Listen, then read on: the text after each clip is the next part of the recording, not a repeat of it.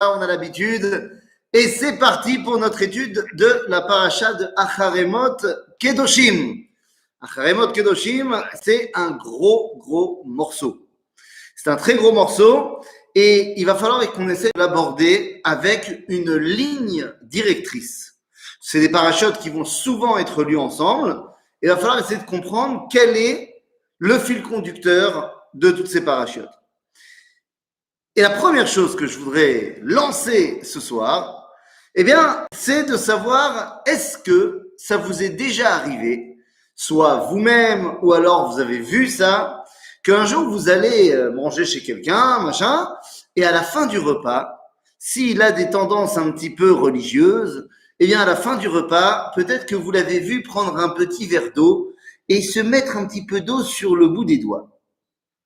Est-ce qu'on a déjà vu quelque chose comme ça? Eh bien oui, on a déjà vu quelque chose comme ça. Shalom Anaïs. Coucou, désolé du retard, je suis là. Il n'y a pas de problème. Il n'y a pas de problème. Et donc, je dis, si vous avez déjà vu ces gens faire ce genre de truc, eh bien, c'est un petit peu bizarre. Ils appellent ça Maïm Acharonim. Alors, on connaît le concept de Maïm Acharonim, mais est-ce qu'on le connaît Behemet? Qu'est-ce que c'est que cette histoire-là? Dans le Shulchan Aruch, et avant cela, dans la Gemara, dans le traité de Choulin, on nous dit Chova litol yadaim lifne birkat Amazon. Obligatoire. Chova litol yadaim venetilazo nikret maim acharonim. La Gemara nous dit, donc dans le traité de Choulin à la page 105, nous avons l'obligation de nous laver les mains à la fin du repas, et ce lavage de mains s'appelle Maïm Acharonim. Maintenant, attention, 2 petites secondes. On connaît les Maïm Rishonim, c'est le Netilat Yadaim avant le repas, et là la Gemara nous dit, il y a Maïm Acharonim à la fin du repas.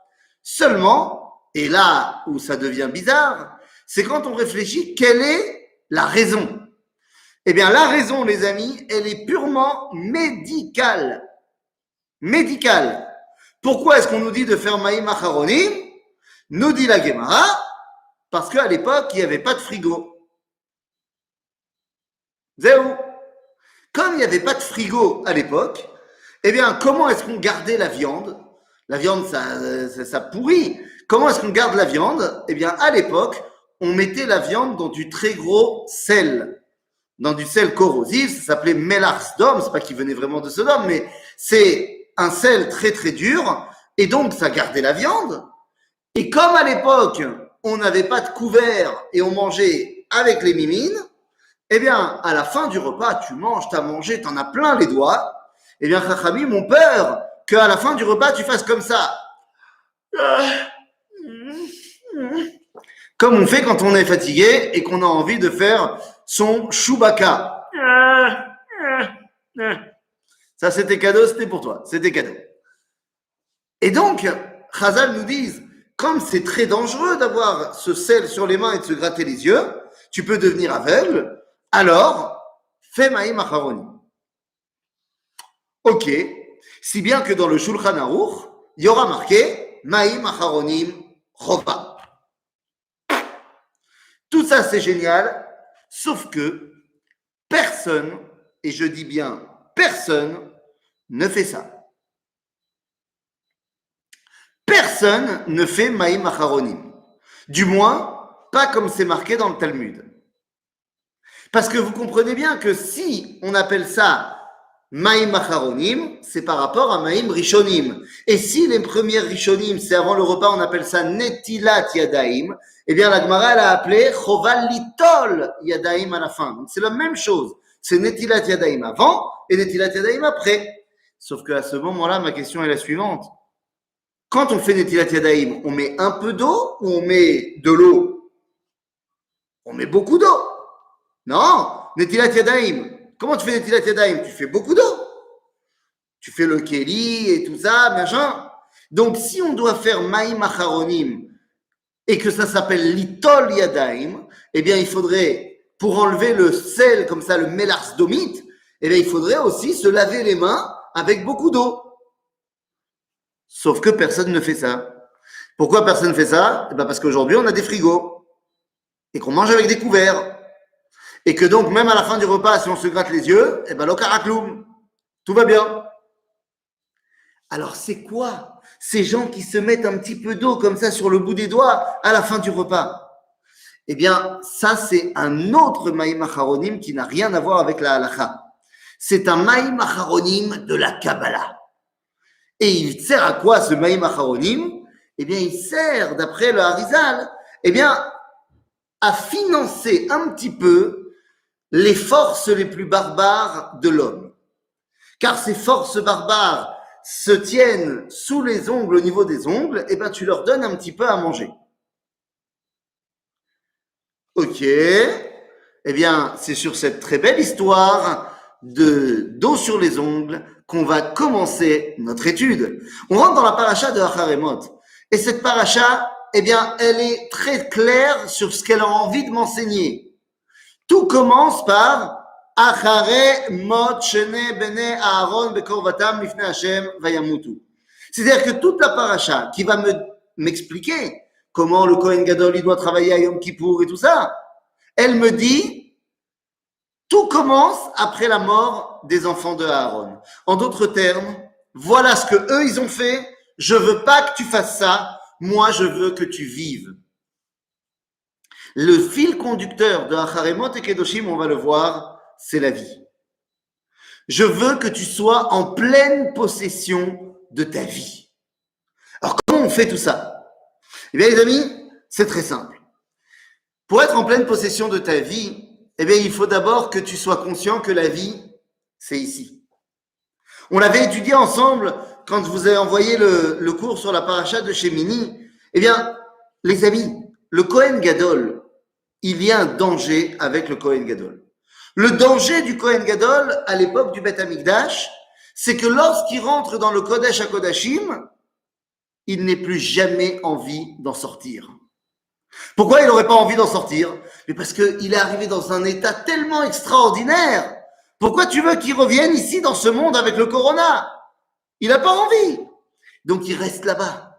Comment ça s'appelle rester là-bas? Eh bien, on l'avait expliqué à l'époque, ça s'appelle rentrer dans le 8e jour. Nous sommes dans notre monde dans le 7e jour. D'après les jours de la création, Dieu a créé le monde en 6 jours. Et le 7e jour, il a donné à l'homme, eh bien, de parfaire la création. Notre univers, c'est le 7e jour. Ça fait 5781 ans qu'on est dans le 7e jour. Le Beth Amikdash, et a fortiori le Kodesh HaKodashim, c'est le 8e jour. Et donc, lorsque le Kohen Gadol rentre là-bas, il n'a pas envie de revenir. Il est tellement bien là-bas. Il veut rester. Et c'est pourquoi on lui dit, mais non, reviens avec nous. À tel point que le Zohar va nous expliquer qu'on lui mettait une corde autour du pied. Évidemment, c'est pas une corde physique, puisque c'est marqué dans le Zohar, c'est pas marqué dans le Talmud. Mais elle veut dire quoi, cette corde? Eh bien, cette corde, elle veut dire, reste avec nous, mon ami. Non, je vous rassure, ça ne veut rien, c'est pas une histoire de, à l'époque, il mourait dans le Kodesh HaKodashim, alors fallait pouvoir le tirer. Tout ça, c'est des ch'touillottes. Nulle part, il est fait mention d'un Kohen Gadol qui meurt dans le Kodesh HaKodashim, il est fait mention l'inverse. Dans la Gemara, dans le traité de Yoma, à la page 10 et 11, eh bien, on fait référence justement à ces Kohanim Gdolim qui vivaient à l'époque du Second Temple et qui étaient pour la plupart corrompus. Ils achetaient la Keuna Gdola à Rome. Et le Talmud nous dit que lorsqu'ils transgressaient l'enseignement des Chachamim dans le Kodesh HaKodashim, ils recevaient une punition. Et c'était quoi cette punition? Lo ayu mesaimim et shnatam. Ils ne terminaient pas leur année. Mais alors là, les amis, les mathématiques. S'ils ont fauté à Kippour, et que la punition, c'est qu'ils ne terminent pas l'année, eh bien, ils ne mourront pas à Kippour. Ils mourront n'importe quand dans l'année, mais pas à Kippour. Ce n'est jamais arrivé qu'un Kohen Gadol meure dans le Kodesh HaKodashim. Mais qu'est-ce qu'on veut nous enseigner? On veut nous enseigner, et d'ailleurs, il y a des gens qui disent que le Kohen Gadol, comment on sait s'il était mort dans le Kodesh HaKodashim? C'est si les clochettes arrêtaient de faire gling-gling. Parce que vous savez que le Kohen Gadol a un habit à clochettes, Le problème, c'est que quand on lit dans la paracha de cette semaine, on se rendra compte que lorsqu'il rentre dans le Kodesh HaKodashim, il s'est changé. Il n'y a plus d'habit à clochette. Il est en habit blanc. Tout ça pour dire qu'il n'est jamais mort dans le Kodesh HaKodashim. Mais cette corde, elle veut dire reste avec nous. Dans la Mishnah, cette corde, elle porte un autre nom. Dans la Mishnah, on nous dit Mashbi'in oto shelo yeshane yamin usmol. On lui fait prêter serment qu'il ne changera pas de ce que les rabbins lui ont dit de faire. Comment on dit prêter serment en hébreu? Mashbi'in, le'ashbiya. Le'ashbiya, la racine du mot, c'est Sheva. Sheva, c'est notre monde. On lui dit, reste avec nous. Reviens avec nous. Et le Kohen Gadol, donc, il va rentrer dans le Kodesh HaKodashim, puiser la source de la vie, mais l'objectif, c'est qu'il en ressorte et qu'il vienne nous la donner. Seulement, une fois que le Kohen Gadol est sorti du Kodesh HaKodashim, qui nous a donné la vie, il nous a mis en contact avec la source de vie, et bien maintenant, la question est la suivante. Qu'est-ce que tu vas en faire de cette vie? Et c'est là toute la question. Maintenant que tu as reçu la vie, t'en fais quoi? Et ça, c'est une grande question. C'est une question fondamentale pour l'être humain. Je suis conscient que j'ai reçu un cadeau extraordinaire. Est-ce que je vais l'utiliser à bon escient ou à mauvais escient? Et c'est ce qui nous arrive, ce qui nous amène à un des versets peut-être les plus révoltants de la Torah. On est toujours dans la paracha de Acharemot, et à ce moment-là, on est toujours dans la avoda du Kohen Gadol B'Yom Kippourim, et arrive cette fameuse scène très bizarre où on arrive au Beth Amikdash et on met devant le Kohen Gadol deux boucs, deux séirim. Et là, le Kohen Gadol va tirer au sort. L'un des deux sera sacrifice au Beth Amikdash et l'autre sera Saïr l'Azazel, le fameux bouc émissaire. Seulement quand on traduit, alors je ne sais pas comment on traduit en anglais. Comment on traduit en anglais le bouc émissaire, le Saïr l'Azazel? Scapegoat. Et ça veut dire, ouais, c'est le bouc émissaire. Oui, c'est bouc émissaire. D'accord. Eh ben, d'ailleurs, Kouadara, oui. je veux préciser que Daniel, il interprète aux Nations Unies. Donc, on a un maître du langage avec nous ce soir. Donc, moi, eh bien, merci beaucoup. Merci beaucoup. Voilà. Il a fait. Bravo. Mais alors, petit extraordinaire. c'est Kol HaKavod, Toda Rabba. Maintenant, si tu me dis que ça veut dire effectivement bouc émissaire, le problème, il est le même qu'en français. Il est que, ça veut rien dire. Regardez le verset en hébreu. Et dites-moi si ça sent pas l'idolâtrie. Le verset en hébreu nous dit la chose suivante. On est dans le livre de Vayikra, au chapitre 16, Tet Zain, dans les versets Zain à Yud, les versets 7 à 10. Que nous dit le livre de Vayikra? On nous dit comme ça. Velakach et shnei aseirim, donc Aaron a pris les deux boucs, ve'emid otam lifnei Hashem, il les a placés devant Dieu. Petach Ohel Moed, à l'entrée du Mishkan. Ve'natan Aaron al shnei aseirim goralot. Et c'est là que le bas blesse. Regardez. Goral echad l'Hashem, ve'goral echad l'Azazel. Et là, c'est révoltant. Parce que qu'est-ce que ça veut dire? Ça veut dire, un Saïr va être envoyé pour Dieu et un pour Azazel. Je ne sais pas ce que ça veut dire Azazel pour l'instant. Mais je sais une chose, c'est qu'on me l'a mis face à Dieu. Moi, je croyais que le monothéisme était le motto du judaïsme. Je pensais qu'on ne croyait qu'en un seul Dieu. Et là, on me dit, il y a un Seir pour Yudke Vavke et un Seir pour Azazel. Même si je ne sais pas encore ce que c'est Azazel, j'ai l'impression d'entendre une dualité. Comme s'il y avait deux entités. Un Dieu et un autre chose. Et ça, c'est terrible parce que le judaïsme, a priori, nous dit Hashem Echad. Donc, qu'est-ce que ça veut dire? Echad l'Hashem, ve Echad l'Azazel. Certains ont voulu dire, non, Azazel, c'est le nom de l'endroit où on envoie le bouc. Seulement à ce moment-là, tu aurais dû dire un bouc pour le Mikdash et un bouc pour Azazel. Le fait qu'on mette en parallèle, Dieu et Azazel, ça sent pas bon. C'est quoi Azazel? Bien les amis, Azazel, c'est ce qu'on appelle dans le jargon rabbinique un malach. Mais comme vous le savez, les malachim, les anges, eh bien, c'est quoi? Si on devait donner une définition des malachim, parce que ange, angel, c'est une traduction, ce n'est pas une définition. Quelle est la définition du malach? Eh bien, c'est l'expression de la volonté de Dieu. Malach égale expression de la volonté de Dieu. Exemple, l'expression de la volonté de Dieu de guérir s'appelle Rephaël. Ok, donc le malach Rephaël, c'est la volonté de Dieu de guérir. La volonté de Dieu d'être puissant s'appelle Gavriel, Gibor. La volonté de Dieu d'éclairer le monde s'appelle Oriel. La volonté de Dieu d'avoir des ordinateurs s'appelle Intel. C'est pareil, c'est le même truc. Et alors le problème, c'est que c'est qui Azazel? Eh bien, Azazel, les amis, eh ben oui, tu l'avais pas vu venir celle-là. Eh ben, qu'est-ce que je te dise? Malasot. Azazel, c'est la volonté d'utiliser les forces de Azout. Mazé Azout, Az, ce sont les forces primaires, brutales, la force brute, c'est Az.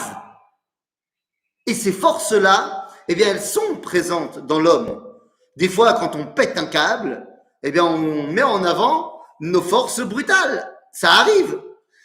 D'ailleurs, pourquoi est-ce qu'on emmène un bouc? Un bouc, en hébreu, ça se dit saïr. Pourquoi est-ce que le saïr, le bouc, il s'appelle saïr? Parce que c'est soer. Parce que c'est plein de fougue. Le saïr, le bouc, il court partout, il grimpe sur les montagnes. Tu peux pas l'attraper. C'est ces forces-là, ces forces qui sont présentes dans l'homme. Et on va leur dire la chose suivante. On va vous donner à manger, entre guillemets. On va donner un saïr, la Azazel. D'ailleurs, l'endroit où on donne le saïr, c'est aussi extrêmement violent, puisque c'est un endroit qui s'appelle Ma'ale Michmash. C'est à peu près à 19 km de Jérusalem. Donc, t'imagines le Kohen, le jour de Yom Kippour, il se balade avec son bouc pendant 19 km, dans le désert à côté de Jéricho. Et il va se balader là-bas, et là, il y a des falaises, il le balance par la falaise, oi va voy. Maintenant, vous me dites, non mais c'est Yom Kippour, il se trimballe 19 km sous le soleil, machin. La Gemara, elle nous dit qu'il y avait des soukhotes, tous les kilomètres et demi, il y avait des soukhotes avec à boire et à manger. Le Kohen, il avait le droit de boire et manger. Ça me dit la Gemara, il y a eu un miracle. Jamais personne n'a dit j'ai faim, j'ai soif. Top. En tout cas, le saïr, la Azazel, c'est donner de la force à ces forces-là. Mais pourquoi on fait ça? Eh bien, on fait ça parce que nous dit le roi Salomon dans le livre de Michelet, Im ra'ev sona'acha achileu lechem ve'im tzameh ashkeu maim ki gechalim atachote al rosho. Qu'est-ce que cela veut dire? Si ton ennemi est affamé, donne-lui à manger. S'il a soif, donne-lui à boire. Lama. Bien comme ça, c'est toi qui le domines. Si c'est toi qui le nourris, c'est toi son patron. On a très peur des choses qui semblent être trop fortes pour nous. Mais lorsque ton ennemi, celui qui pourrait te faire tomber, c'est toi qui le maîtrises, eh bien, il ne te fait plus peur. Ça devient un partenaire. Un petit peu comme le Yetzer Hara. Il faut l'utiliser. Il ne faut pas le rejeter. Et le fait que Dieu, ce soit lui qui nous dise de donner Seir la Azazel, eh bien, cela montre que bien au contraire, il ne s'agit pas d'idolâtrie. Il s'agit de Malchuto Bakol Mashala. C'est-à-dire qu'il montre qu'il domine tous les éléments de ce monde, y compris ces forces qui auraient pu nous échapper.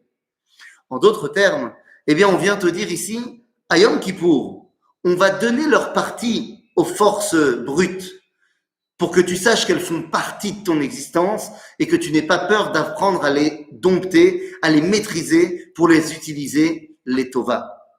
Qu'est-ce qui nous reste de ça aujourd'hui? Le fameux Maïm Acharonim avec lequel on a ouvert le cours. Parce que le fameux Maïm Acharonim, on met un petit peu d'eau, c'est Al-Pi à Kabbalah pour donner un petit peu à manger à ces forces-là. Et donc tu vas donner un petit peu, tu vas leur montrer que c'est toi le patron. Tu vas leur montrer que ce ne sont pas elles qui te dominent, mais au contraire, c'est toi qui es à la manœuvre, c'est toi le patron. T'as bien fait Meod. Donc en fait, toute la paracha de Acharemot est en train de m'expliquer, tu vas recevoir la source de vie. Qu'est-ce que tu vas en faire? Eh bien d'abord, sache que c'est toi qui domines ta vie. Tu ne peux pas venir dire « Là, c'est pas moi, c'est mon Yetzer Hara ». Non, non, non, c'est toi. Tu es responsable de ta vie, tant pour faire le bien que pour faire le mal. Tu as reçu des forces, à toi d'apprendre à les maîtriser. Alors très bien. Et ça sert à quoi tout ça? Maintenant que j'ai reçu ces forces, je vais en faire quoi de ces forces? Les amis, c'est très simple. De quoi je vais apprendre à terminer le projet du fameux 7e jour. On a dit quand le Kohen Gadol il rentre dans le Kodesh HaKodashim, il rentre dans le 8e jour. Oui, mais le but, on vient de le dire, c'est de le ramener, cette force-là, ici-bas, dans le 7e jour. Rappelez-vous, alors vous me dites si mon accent séfarade est bon, d'accord? Demain soir, vous allez dire ויחלו השמיים והארץ וכל צבאם ויכל אלוהים ביום השביעי מלאכתו אשר עשה וישבות ביום השביעי מכל מלאכתו אשר עשה. C'est bien, je maîtrise pour l'instant? Eli, qu'est-ce que t'en penses? Eli, c'est notre... je suis d'accord. Ouais, c'est comme ça que tu fais toi aussi? Pas mal, hein? Ouais, t'as vu? Parfaitement. Ils ont beaucoup plus de pauses. Ça, c'est plutôt marocain. Johan, qu'est-ce que t'en penses? Moi, je dis... Moi, je pense que c'est Az bekol rash gadol adir vechazak. Il n'y a pas beaucoup de différence. Il n'y a pas beaucoup de différence. Tu sais, Vous savez, moi, On est en train de parler de caractère. c'est Nachon. Le bouc, chacun a son bouc. Nachon. je suis Il y en a qui 75% tunisien, mais j'ai quand même... passives actives, et il y en a qui sont des taureaux, c'est tout. C'est Nachon. Qu'est-ce que tu dis, Eli? Je suis 75% tunisien, mais je suis aussi 25% marocain de mon grand-père. C'est Besséder. On te garde quand même. On te garde quand même, on te garde. Non, parce que je pourrais aussi te la jouer à Ashkenaz.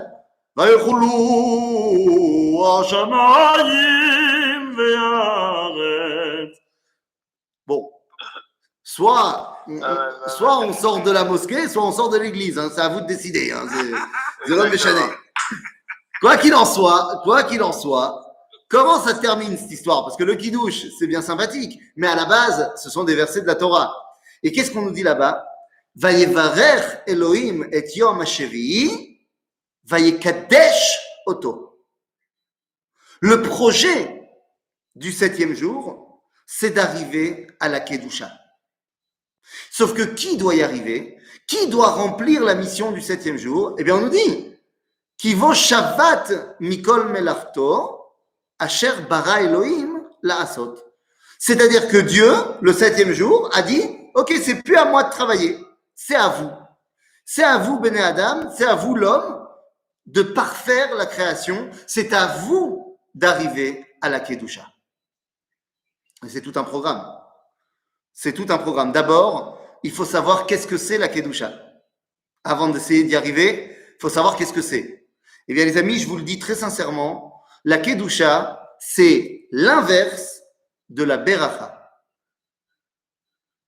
Il y a deux notions dans le judaïsme, bracha et kedusha, qui sont pratiquement opposées. Puisque, nous dit le Talmud, à propos du verset qu'on vient de lire, Vayevarech Elohim et Yom HaShevi'i, Vayekadesh Oto. Dans la Torah, on nous dit que le 7e jour, il y a et bracha et kedusha. Mais qu'est-ce que c'est? Nous dit le Talmud, Bema bircho, comment il a amené la bracha dans le monde? Beman, il a donné la manne. Que le vendredi, il y avait double ration de manne. Et ensuite, on nous dit Bema Kitcho. En quoi il a amené la Kedusha? On nous dit Beman. Que Shabbat, il n'y avait pas de man. En d'autres termes, la Beracha, c'est quand il y a plein dans ce monde. La Kedusha, c'est quand il ne faut pas aller chercher ça dans ce monde. La Beracha, c'est l'abondance matérielle. C'est la définition. Je ne sais pas si vous avez des Kohanim dans votre synagogue. Le Shabbat matin, en Chutz La'aretz, on fait Birkat Kohanim. D'accord? Chez les Sfaradim. Eh bien, quand le Kohen chez vous, il va faire Yevarechecha Hashem veishmerecha, à quoi il doit penser? Rashi nous dit, il doit penser Yirbu nechasecha, que ton compte en banque grandisse. Zéou, zé bracha. Alors, c'est quoi Kedusha? Eh bien, la Kedusha, ça n'a rien à voir avec l'abondance matérielle. La Kedusha, c'est la capacité de se lier à Dieu. Ça passe par la bracha, parce que si tu es pauvre et que tu n'as rien et que tu ne sais pas comment tu vas manger et donner à manger à tes enfants, tu ne peux pas t'attacher à Dieu, tu as beaucoup de mal. Donc évidemment que ça passe par la bracha, mais la Kedusha, c'est la capacité de s'attacher à Dieu. Ah, la capacité de s'attacher à Dieu. Bah oui, c'est pour ça par exemple, eh bien, que la Torah dans la paracha de Kedoshim nous dit Daber el kol adat bnei Israël va'amart alehem, Kedoshim tiyu ki kadosh ani.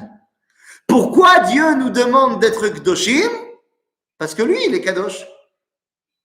Donc, la dimension de Kedusha, c'est la passerelle qui nous permet d'avoir un contact avec Dieu. Ok, on a dit, Parashat Acharemot, apprendre à contrôler les forces de la vie. Pourquoi? Eh bien, pour pouvoir, dans cette vie, nous attacher à Dieu. Alors, c'est super, mais on a juste un problème. Moi, je vais réussir à faire ça? C'est pas un petit peu trop me demander? Je pense que si Dieu, il le faisait lui-même, ça serait mieux fait. En vrai, qui c'est qui prépare mieux le Shabbat? Ma mère ou ma fille qui a 5 ans? Bah, a priori, c'est ma mère. Il n'y a pas de débat. C'est-à-dire que qui peut le mieux réussir le projet de l'histoire? C'est Dieu ou c'est l'homme? C'est vadaï que c'est Dieu. D'accord. Mais Dieu, il a décidé de me faire confiance. Machal lema adavar domé. Prenons une parabole pour expliquer cela. Est-ce que vous avez chez vous des enfants en bas âge, genre 5-6 ans? 7 ans, ça passe encore. Alors rappelez-vous quand vous aviez des petits-enfants et imaginez-vous des petits-enfants où il y a le corona et les écoles sont fermées. Ça peut arriver, c'est un cas théorique, hein, évidemment. Je parle de choses qu'on ne connaît pas, évidemment. Ou alors, dans un monde où il n'y a pas le corona, je parle de choses que je connais très personnellement, que la ganénette, elle a décidé de t'appeler jeudi soir, juste le Shabbat, où il y avait 35 personnes qui venaient chez toi, et elle te dit, on a vu que ta fille, elle avait des poux, alors elle ne peut pas venir à l'école demain matin. Comment ça? Tu veux me dire que ma fille de 5 ans, elle va rester avec moi le jour où Shabbat, c'est en hiver, où ça rentre à 4 heures, et je dois préparer pour 35 personnes, et je vais avoir maintenant un enfant de 5 ans dans les pattes? Eh bien, à ce moment-là, tu comprends ce que c'est que la définition du nudnik. Qu'est-ce que ça veut dire nudnik?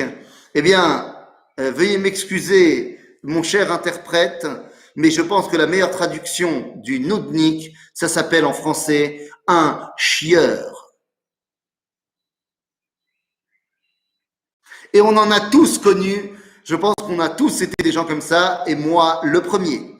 En tout cas, qu'est-ce que tu fais à ce moment-là? Il vient toutes les 5 secondes et il te dit « Maman, je peux t'aider. » Et là, à un moment donné, tu dis à ton fils, ta fille bien-aimée, voilà les patates, tu vas être responsable d'éplucher les patates. Il est comme un fou, l'enfant. Et il y va, et il prend l'épluche légumes, et il y va. Toi, tu aurais fait ça en 3 minutes. Lui, ça fait au moins 37 minutes qu'il est sur l'épluchage des patates. Et je te raconte pas le mélange, parce que il y a patates avec morceaux de peau de l'homme et du sang. Enfin, il y a tout dans le saladier, hein, parce que Baruch Hashem. Maintenant, c'est sûr que la mère, elle aurait pu faire ça mieux, plus vite. Nachon. Aval, on veut responsabiliser l'homme. On veut lui donner la permission et la possibilité de participer au projet divin.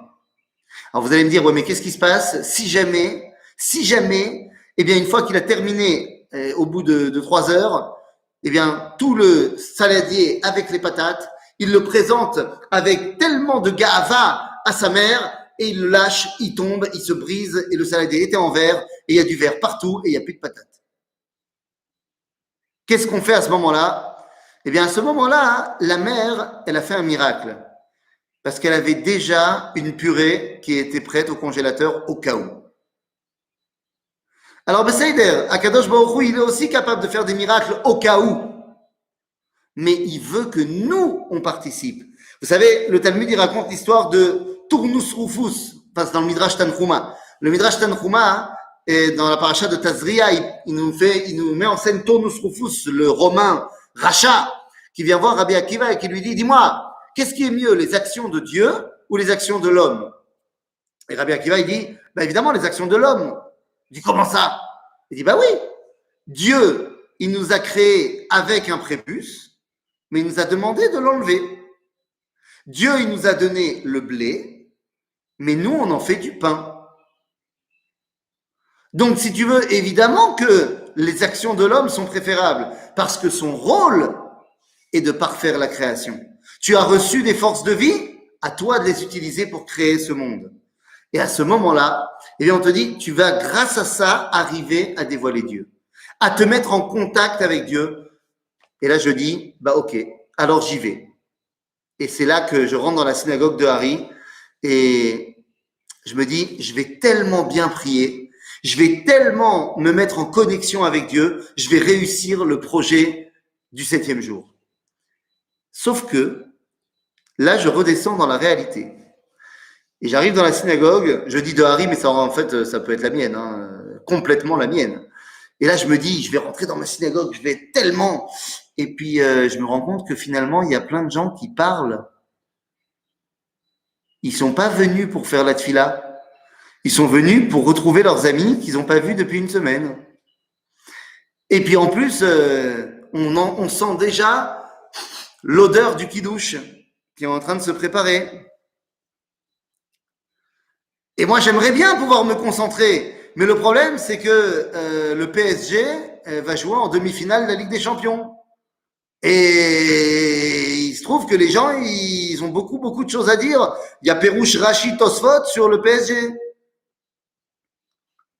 Et moi, je me dis, mais peut-être que finalement, alors, ce serait mieux que je m'isole dans une pièce pour prier tout seul. Je pourrais être plus en connexion avec Dieu. Dans toutes les autres religions, c'est ce qui se passe. Vous avez des temples tibétains avec des moines qui sont dans des endroits inaccessibles pour être en vase clos, pour être complètement détaché de ce monde. Moi, je vais me concentrer spiritualité. Ken, aval, ça, c'est pas juif, les amis. Nous dit la paracha de Kedoshim, je reprends le premier verset de la paracha. Le premier verset de la paracha nous dit, Daber, enfin c'est le deuxième, Daber Hashem el Moshe les morts, Daber el kol adat bnei Israël, va'amarta alehem, Kedoshim tiyu ki kadosh ani. Rashi nous dit, que veut dire ce verset? Que Dieu a dit à Moshe de dire au Bnei Israël, soyez saints. Rashi nous dit, Melamed she parasha zo ne'emra be'akel. Cela nous apprend que Moshe a donné cette paracha devant tout le monde. Oui, je sais bien, c'est ce qui a marqué. Il y a marqué Daber el kol adat bnei Israël, parle à toute l'assemblée. Donc pourquoi Rashi m'apprend Ça veut dire que Moshe, il a parlé à tout le monde. Mais c'est ce qui a marqué. Oui, mais il faut que tu comprennes. Ça veut dire que dans le judaïsme, si tu veux arriver à la Kedusha, il faut tout le monde. S'il te manque des gens dans tout le monde, tu n'arriveras pas à la Kedusha. Alors, il y a la Kedusha du Ham Israël, mais venez, on fait ça en plus petit. Je ne sais pas quels sont vos rabbins préférés, mais pensez à 9 rabbins extraordinaires. Je sais pas, vous prenez ceux que vous voulez. C'est-à-dire le Rav Kook, le Rambam, Rashi, oui, non, des vrais rabbins. Je sais pas, moi, par exemple, le Baal HaSulam. Prenez 9 rabbins, mais là-haut, quoi, là-haut. Ben, ces 9 rabbins mis ensemble, ben, c'est très sympathique qu'ils soient tous ensemble. Mais s'ils sont 9 rabbins extraordinaires avec le Harizal et tout ce que tu veux, ils ne pourront pas faire la Kedusha dans la Tfila. Alors que d'un autre côté, tu mets 10 juifs qui savent à peine lire l'hébreu et qui sont Mechalelei Shabbatot, tu pourras faire la Kedusha. La Kedusha dépend du klal, dépend de mon attachement au collectif. Je ne suis pas pour parler pendant la tfila, c'est pas bien. Dans la tfila, ça serait bien qu'on soit dans la tfila. Mais d'un autre côté, une synagogue où ça parle pendant la tfila, c'est une synagogue pleine de vie. Une synagogue où il n'y a que des gens qui sont sur leur bouquin. Et que si jamais il y a quelqu'un qui demande quelque chose à son voisin, on lui dit « Chut !» C'est plus une synagogue, c'est une bibliothèque. Yesh Chaim Bayahadut. Dans le judaïsme, Yesh Chaim, et cette Chaim, cette vie, eh bien, elle est acquise par le collectif, par le peuple juif. Une fois que j'ai compris que la paracha de Acharemot me donnait la vie, que j'avais appris comment est-ce que je l'utilisais cette vie, que la paracha de Kedoshim me dit, ben voilà, maintenant cette vie, elle est là pour que tu arrives à la Kedusha, et pour y arriver, le contact avec Dieu, eh bien, tu as besoin de tout le monde. Alors je me dis, ok, mais comment est-ce que moi, maintenant que j'ai compris que je devais être attaché à tout le monde, mais quel est le travail que moi, au niveau individuel, j'ai à faire? Parce que c'est bien beau de tout rattacher au klal, et j'ai dit, c'est la base. Si tu te détaches de la collectivité, il n'y a pas de Kedusha. Mais maintenant que je suis rattaché, est-ce que ça suffit? Est-ce qu'il ne faudrait pas que moi aussi, j'ai un petit travail à faire sur moi? Eh bien si, j'ai un travail à faire sur moi. Et tu sais quel est ce travail? Le Talmud pose la question et dit qu'est-ce que l'homme doit faire pour être un chassid? Qu'est-ce que l'homme doit faire pour être un chassid? Ah bah ça c'est une bonne question. Et le Talmud répond 3 avis. Soit tu dois étudier ce qui a marqué dans Masechet Brachot, soit tu étudies ce qui a marqué dans Masechet Nesikin, soit tu étudies ce qui a marqué dans Masechet Avot. Mais en fait, qu'est-ce qui nous apprend le Talmud? Pour être un chassid, pour être un mensch, comme on dit en arabe, il y a 3 directions. Soit tu apprends comment mettre en place ta relation avec Dieu. C'est ce qui a marqué dans Masechet Brachot, Ben Adam, Lamakom. Ou alors ta relation avec ton prochain. Masechet Nezikin, Baba Kama, Baba Metzia, Baba Batra, c'est-à-dire toutes les relations avec mon voisin, avec mon prochain. Ou alors, c'est-à-dire Ben Adam, la Chavero. Ou alors, tout ce qui est en rapport entre moi et moi-même. Ben Adam, le Atzmo. Masechet Avot, qui m'apprend à moi me comporter bien. En d'autres termes, quel est le travail que moi, l'individu, je dois mettre en place? Eh bien, nous dit notre paracha une phrase que vous connaissez tous très bien. Ve'ahavta l'ereacha kamocha ani Hashem. Et vous avez remarqué que dans ce verset, il y a les 3 dimensions. Ve'ahavta l'ereacha, et tu aimeras ton prochain, c'est Ben Adam, la Chavero. Kamocha, comme toi-même, c'est Ben Adam, le Atzmo. Ani Hashem, Ben Adam, la makom. Oui, je dois être attaché à la collectivité du peuple d'Israël. Oui, je dois être attaché au klal, parce que sinon, j'y arriverai pas. Mais pour cela, eh bien, il faut que je comprenne que ma vie doit être un grand voyage où je vais travailler sur moi, sur mon prochain, sur ma relation à Dieu, et ensemble, on arrivera à quelque chose. Vous savez, le problème qu'on a, c'est que quand on voit d'autres personnes du peuple d'Israël qui ne sont pas comme nous et qui ne font pas exactement ce que nous, on pense qu'il faut faire, on se dit qu'il faudrait peut-être changer. Le Rav Kook, dans son livre Oroth, dans la partie qui s'appelle Oroth Israël, eh bien, nous dit dans le chapitre 4 une phrase extraordinaire. Ha'ava agedola, she'anachnu ohavim et umatenu, cet amour extraordinaire avec lequel nous aimons notre peuple, lo tesame et enenu milevaker et kol mumea, ne va pas nous empêcher de critiquer là où il y a à critiquer. C'est pas parce que je suis amoureux du peuple juif que je vais pas dire là où ça va pas.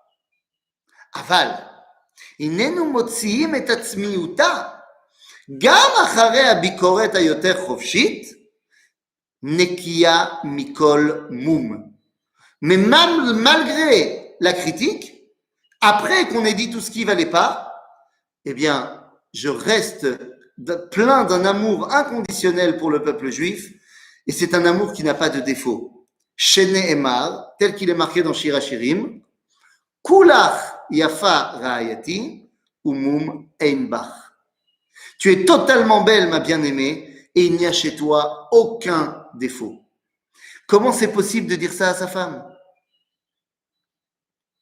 Je ne sais pas si ça vous est déjà arrivé, que vous deviez sortir, et que juste avant de sortir, eh bien, ta femme te demande cette phrase, il faut des années de préparation pour savoir comment répondre.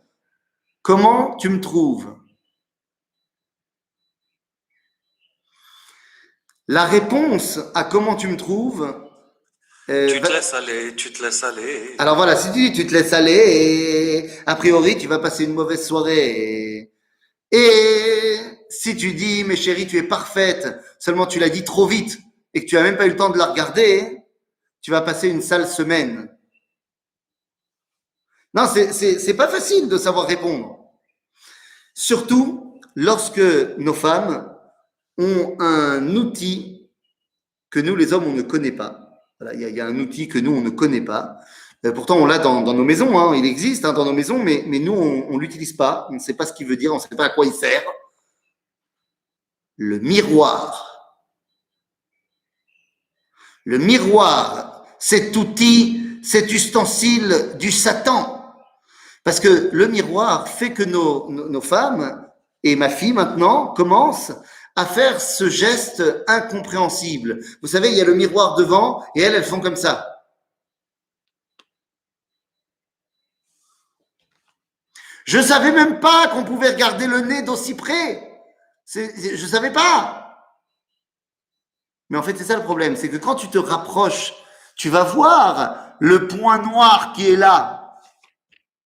Dit le Rav Kook, pour avoir cet amour inconditionnel du peuple juif, il faut que ce soit Kulach yafa ra'ayati.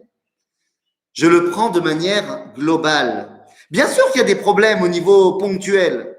Avalma c'est méchané. On va les corriger, les petits problèmes. Il faut Kulach yafa ra'ayati. Et donc, c'est de cela qu'on parle, les amis. La vie, c'est un chemin pour arriver de Acharemot à Kedoshim.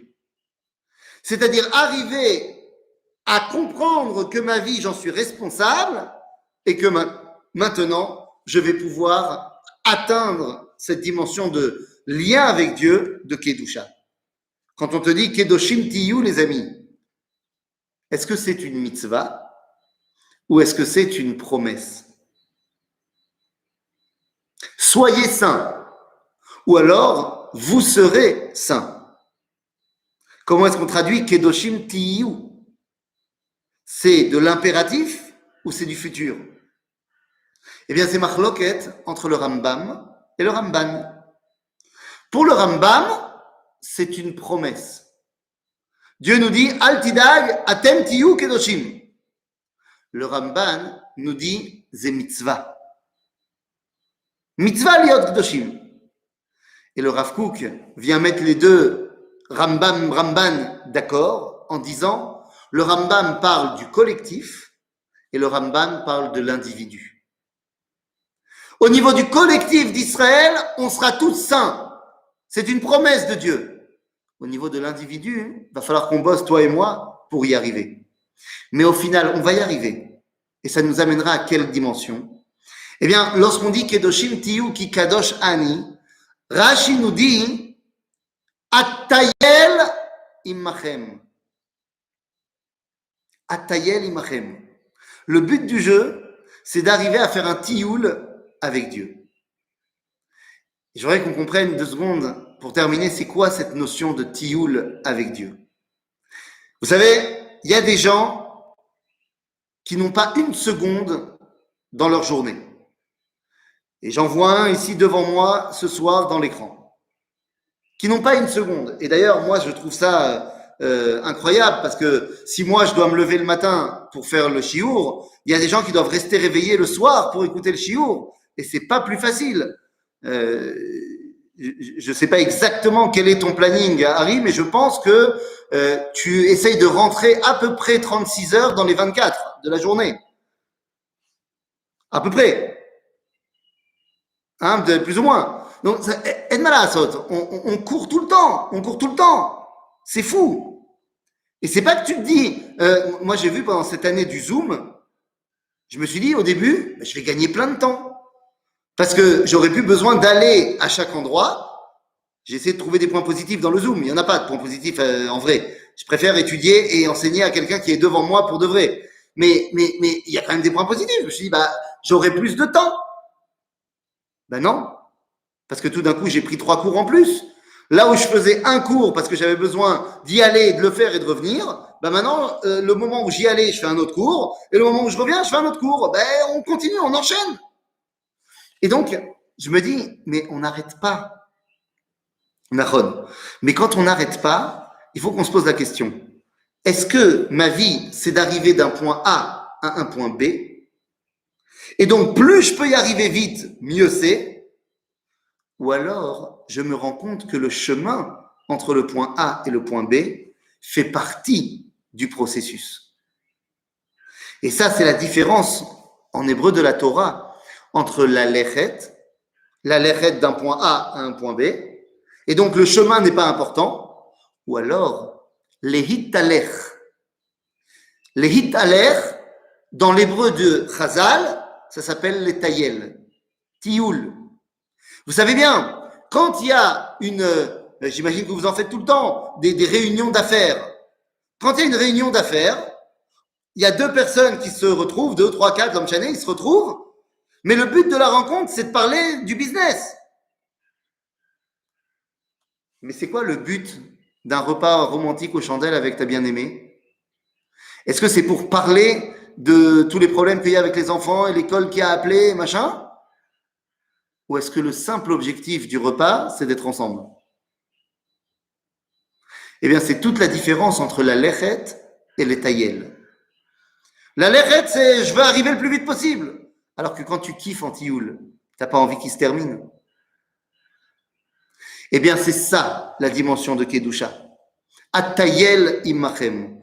D'avoir cette dimension de contact permanent avec Akadosh Baruch Hu. Eh bien, vous savez quoi, les amis? C'est avec ça que s'ouvre le Talmud. Le Talmud s'ouvre sur une histoire de tioul. On nous dit dans le traité de Brachot que Rabbi Yossi היה מהלך בדרך. הוא היה מהלך בדרך. מהלך, מטייל. Et c'est arrivé l'heure de la tfila. Qu'est-ce qu'il a fait?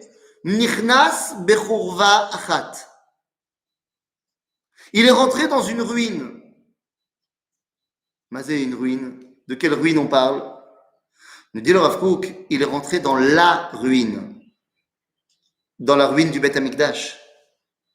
Il est rentré Be'echad Michurvot Yerushalayim, le Talmud dit, alors il faut qu'il dit, Bachurva ha'achat, dans la ruine de Jérusalem. Il est rentré à l'endroit du Beth Amikdash et il s'est caché là-bas pour prier. Eliyahu Navi est venu et lui a gardé l'entrée. Une fois qu'il avait terminé de prier, Eliyahu lui a dit, pourquoi tu es rentré là pour prier? Et Rabbi Yossi répond, parce que j'avais peur que viennent me déranger les Ovrei Drachim. Ovrei Drachim, c'est Miché Holech, qui va d'un point A à un point B. Moi, j'étais en train de l'éhalech, de l'étayer avec Dieu. Et Eliyahu Navi lui dit une réponse incroyable. Il dit, tu as eu tort. Tu as eu tort de rentrer dans cet endroit du Beth Amikdash pour t'enfermer à aller prier. Tu aurais dû prier Baderech. Tu aurais dû enseigner à ceux qui ne font que passer comment est-ce qu'on est en tioul avec Dieu. Tu n'aurais pas dû t'enfermer pour être dans une ambiance de religieux. Tu aurais dû sortir pour leur expliquer à tous comment est-ce qu'on devient des Me'alchim et pas des Ovrim. La paracha de Acharemot Kedoshim, c'est comment est-ce que j'utilise ma vie pour créer le lien avec Akadosh Baruch Hu et parfaire le monde. Pour cela, j'ai besoin de tout le monde. Et ma responsabilité, eh bien, c'est que, justement, tout le monde soit concerné. Shabbat Shalom Lekulam. Shabbat Shalom, Shabbat Shalom. Shabbat Shalom, merci beaucoup, monsieur le rabbin. Chazak u'Baruch. C'était magnifique.